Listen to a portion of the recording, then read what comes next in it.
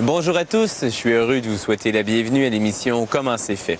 Aujourd'hui, on s'intéresse à la fabrication d'un objet qui est une véritable œuvre d'art, la monnaie. On en profitera également pour entrer dans l'intimité des automobiles, des chariots d'épicerie et du prototypage rapide. Restez avec nous.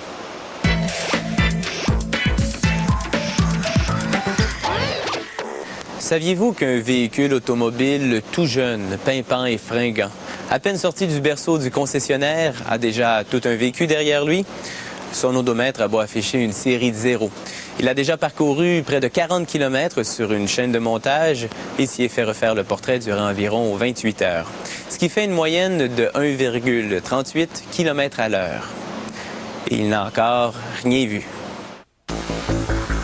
La construction d'une camionnette commence par l'avant, c'est-à-dire le support de radiateur, les longerons de cadre de châssis et les attaches qui accueilleront le pare-choc. Pendant qu'on assemble ces pièces en atelier, des robots soudent le montage en échelle. Il s'agit de l'ossature centrale, qui soutient le plancher et les côtés de la camionnette. Elle contient, entre autres, les plateformes où les sièges prendront place.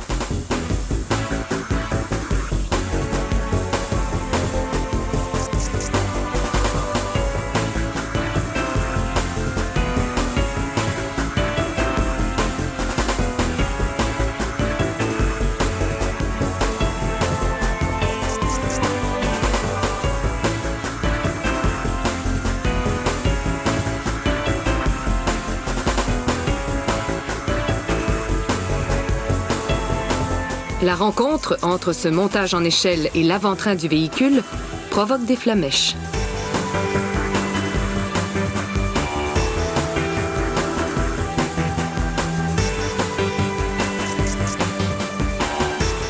Les voilà maintenant soudés par les mains expertes de ces robots.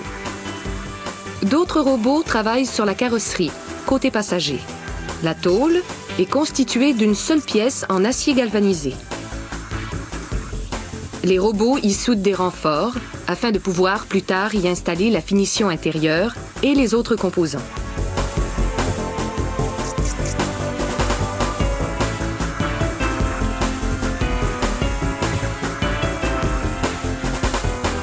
Sitôt l'opération terminée, ce dispositif transfère la tôle au prochain arrêt.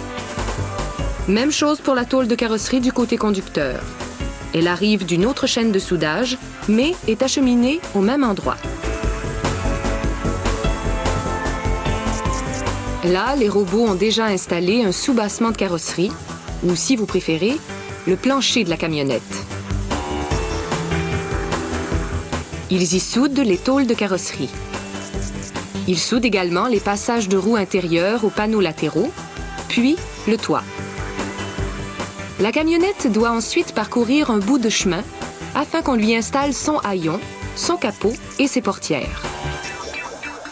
Un inspecteur vérifie les trous autour du capot, cherche des bosses et des creux dans la carrosserie et s'assure que les portières sont au même niveau que les panneaux latéraux.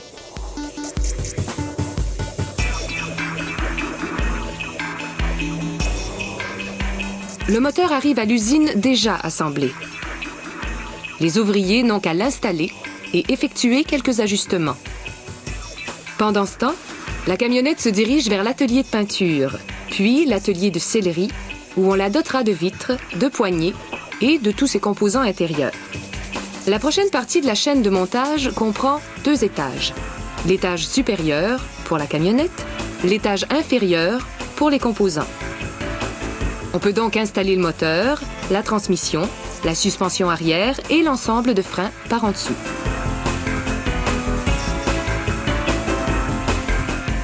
Les machines qui effectuent ce travail possèdent de longues tiges qui s'insèrent dans les trous du soubassement de la camionnette, positionnant ainsi les composants avec précision. Comme le moteur, les sièges arrivent déjà fabriqués. Ils sont simplement fixés aux plateformes, elles-mêmes soudées sur le montage en échelle. Une machine installe les pneus sur la jante.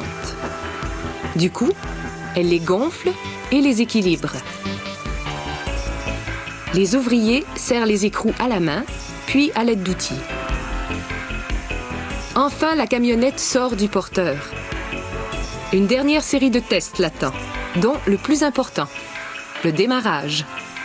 Avant de prendre la route pour de bon, notre camionnette devra maintenant aller capter quelques regards dans la vitrine d'un concessionnaire.